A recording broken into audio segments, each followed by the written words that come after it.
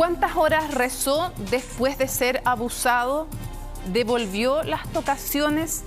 Ese tipo de insólitas preguntas fueron parte del cuestionario que recibieron víctimas de abusos sexuales por parte de miembros de la Iglesia Católica. Se trataba de 2 estudios, uno de ellos convocado por la Conferencia Episcopal.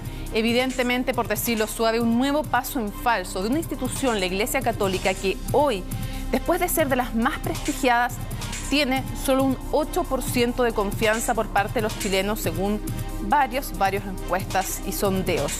La nota que habla de la crisis de la Iglesia Católica, de este y otros casos, es de Francisca Enríquez y Julio Sánchez.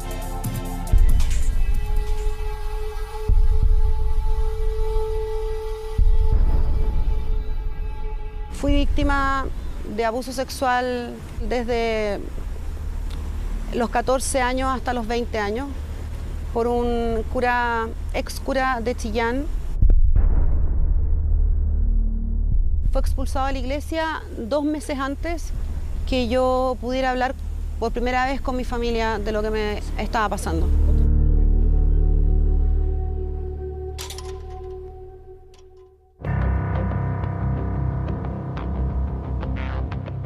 Durante los últimos 10 años, la historia de la Iglesia Católica se reduce a una sola palabra: escándalo.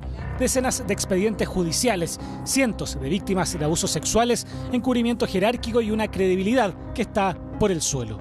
Yo sinceramente creo que la Iglesia Católica lamentablemente en los últimos años ha sido incoherente, ha sido inconsistente y fundamentalmente su jerarquía.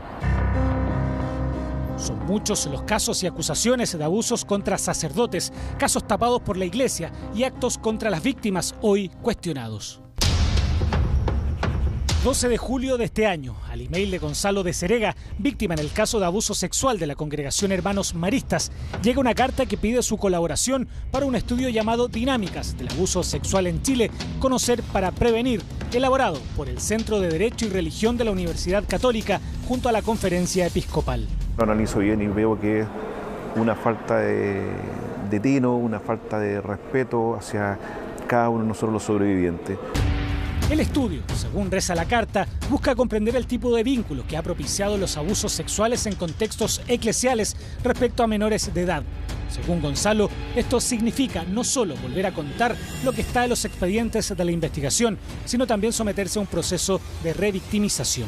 En vez de hacer eso, deberían entregar todos los antecedentes a la justicia y no seguir obstruyendo las causas. Y deberían preocuparse de eso y deberían preocuparse también de que a cada uno de los sobrevivientes tenga sus terapias, les paguen sus terapias como corresponde. Vale precisar que el mismo día que Gonzalo de Serega recibió este correo encomendado por la Conferencia Episcopal, su presidente Santiago Silva declaraba como imputado por delito de obstrucción en el caso de los abusos de la Congregación de los Hermanos Maristas, donde una de sus víctimas es precisamente el propio Gonzalo.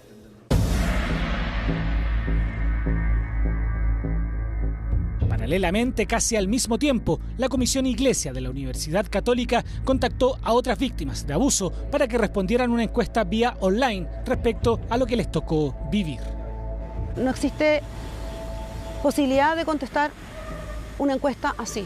Esta encuesta correspondía a un estudio paralelo al de la Conferencia Episcopal.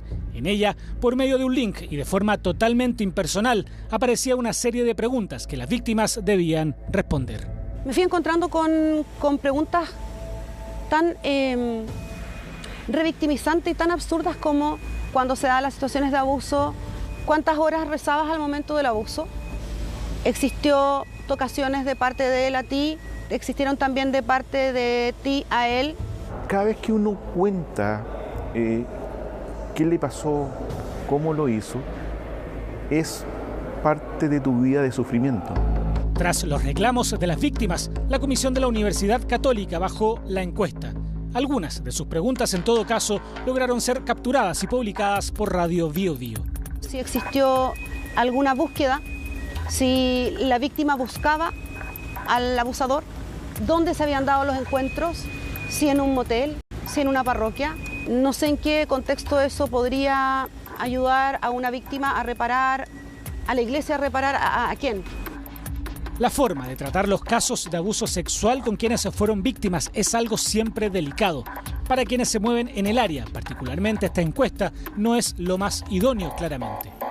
Muy difícil en estos casos poder hacer una pregunta así de cruda a personas que todavía pueden estar siendo afectadas por las consecuencias que muchas veces son a largo plazo por las temáticas de abuso. Consultada la comisión UC al respecto, por medio de este comunicado explicaron que se trató de un malentendido asumiendo la confusión y malestar ocasionado, por lo que ofrecieron disculpas a los afectados. La conferencia episcopal, que encargó el otro estudio descrito al inicio de este reportaje, declinó hablar con Chilevisión Noticias. Están dando palos de torpeza, no nos están apoyando, no estamos avanzando. La Iglesia en general, pese a que durante los últimos años ha registrado una importante baja, sigue siendo la institución más confiable en América Latina.